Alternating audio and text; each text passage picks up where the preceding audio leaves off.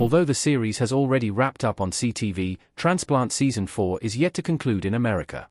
Premiering on NBC on Thursday, May 22 at 8 p.m. Eastern Time, the procedural dropped 2 back-to-back episodes. Transplant centers around Hamza Haq's character, Bashir Bash Hamd, a Syrian doctor who flees his homeland with his sister and takes refuge in Canada. Each season coincides with 1 year of Bash's residency. The show was created, written, and executive produced by Joseph K. and has remained among CTV's most-watched broadcast programs each year it aired. It has received several Canadian Screen Awards and nominations, including 2 for Best Dramatic Series. In addition to Haq, Transplant stars Lawrence LaBouffe, Aisha Issa, Jim Watson, Rekha Sharma, Serena Goulamgaus, Tori Higginson, and Kenny Wong. Joseph K. Yeah, it's actually great. It's happened every year.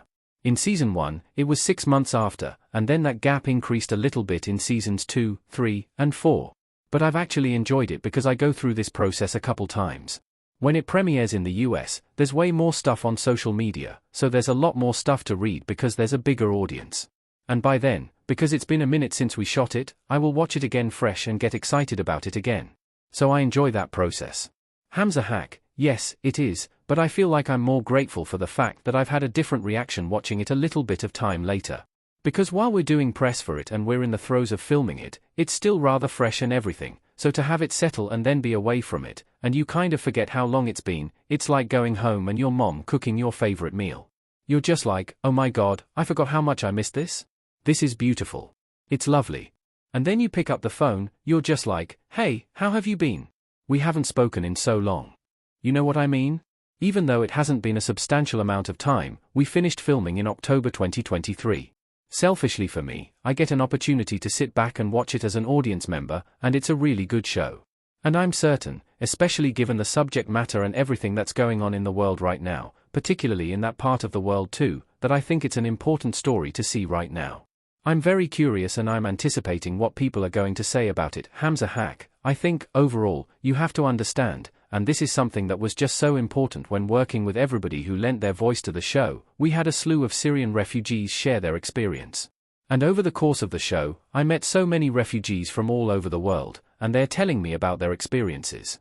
And at the end of Season 3, there's a scene where Bash goes back to a refugee camp to help out, and he's working with his friend, and both of these men were doctors who had to flee Syria as a result of the war, and they got an opportunity to go back and help out other Syrians in a refugee camp and then meet again and see their friends again, and then go home to their families. It's just not the case for so many people. Every single day, we're hearing about medical workers who are losing their lives in refugee camps as a result of war or attacks. I think it's important to remember that nobody wants to be a refugee. Nobody chooses that. This is people who are forced into an absolutely abhorrent circumstance, and all they want to do is go home. And more often than not, it's not an option. And when they don't get to go home, I feel like that feeling, when that's taken away, the only thing that can replace that is a sense of contribution to community.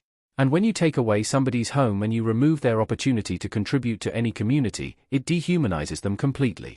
So I hope what people realize is that, especially seeing Muslim men the way that they've ordinarily been portrayed in a lot of Western media, I think to have a voice that speaks to their humanity and their talent and their desire to take care of their families and communities is an important story to tell. All they're doing is their best.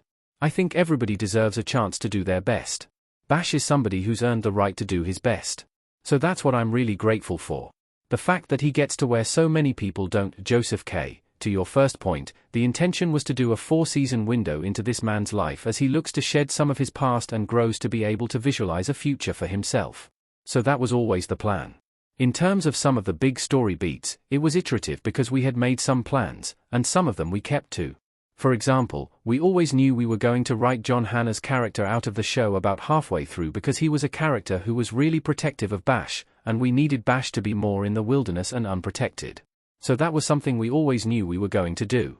But then with some of the other specific beats, as you're writing the character, they start writing back at you. And so we were open to that, and something shifted definitely along the way. Joseph K., definitely.